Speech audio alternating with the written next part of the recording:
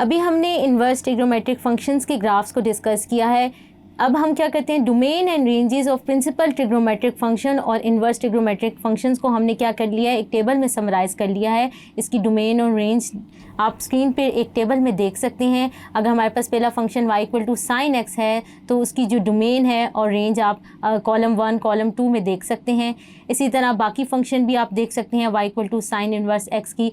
तो आप देखें जो डोमेन है, डोमेन ऑफ साइन एक्स, वो क्या होगी, range of sine inverse x के बराबर होगी, जैसा कि आप अपने स्क्रीन पे टेबल में देख भी सकते हैं। इसी तरह ये सारी ये जो चीज़ें हैं ये क्या होंगी, वैलिड होंगी बाकी केसेस के लिए भी। इसी तरह रेंज ऑफ साइन एक्स जो होगी वो किसके बराबर होगी, domain of sine inverse x के, जैसे कि आप देख सकते हैं स्क्रीन पे। इसी तरह बाकी केसेस भी हैं, y equal to cosecant x की बात करें, इसी तरह y equal to cosecant inverse x, इसकी डोमेन और रेंज आप अपनी स्क्रीन पे टेबल में देख सकते हैं। आइए अभी हमने ये जो चीज़ें डिस्कस की हैं, अब हम एक्सरसाइज 13.1 का स्टार्ट करते हैं। तो पहले क्वेश्चन की तरफ बढ़ते हैं। वो हमारे पास क्या है, एवल्यूएट विदाउट यूजिंग कैलकुलेटर। हमने क्या करना है, tan इनवर्स -1/√3 की वैल्यू फाइंड करनी है। तो आइए स्टार्ट करते हैं। सबसे पहले मैं क्या करती हूँ, let y equal to tan inverse -1/√3 ले लेती हूँ। तो मैं यहाँ से लिख सकती हूँ tan y, क्योंकि जब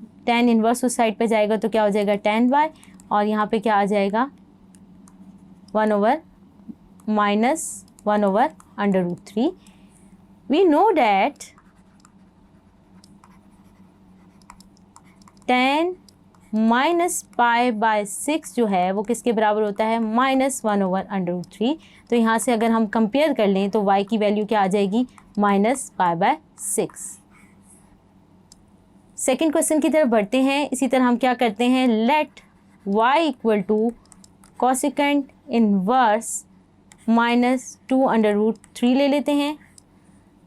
हमारे पास क्या आ जाएगा, cosecant y is equal to -2/√3। We know that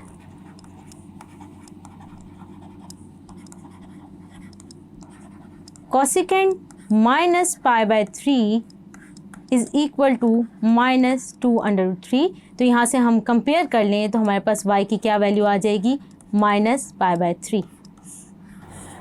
hope so आपको ये वाले क्वेश्चन समझ आए होंगे। Thank you.